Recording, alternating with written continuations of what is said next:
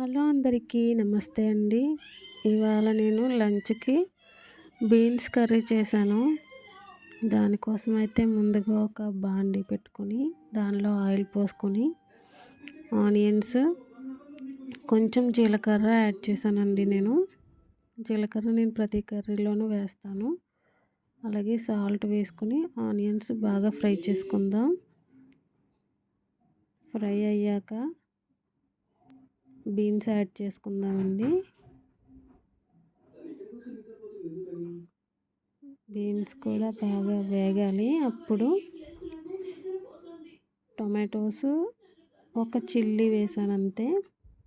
అవి వేసేసుకొని కలుపుకొని ఒకసారి మూత పెట్టుకుందాం.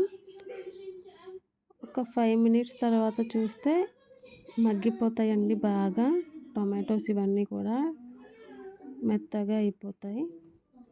టొమాటోస్ని మ్యాష్ చేసుకుందాం లైట్గా.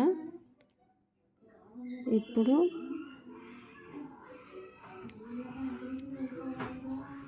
కొంచెం కారం యాడ్ చేసుకుందాం, మన టేస్ట్కి తగినంత.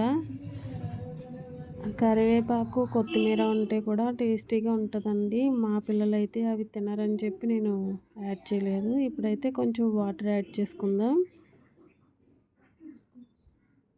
వాటర్ యాడ్ చేసి మూత పెట్టి ఉడికించుకుందాం.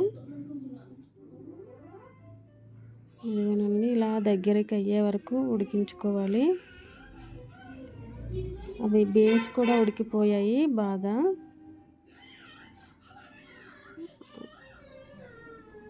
ఒకసారి కలుపుకొని అదిగోనండి ఇలా వస్తుందన్నమాట కర్రీ. చాలా టేస్టీగా ఉంటుంది. పిల్లలు బాగా ఇష్టంగా తింటారనమాట. చూడండి, ఇక్కడ మెత్తగానే ఉడికిపోయాయి. Thanks for watching.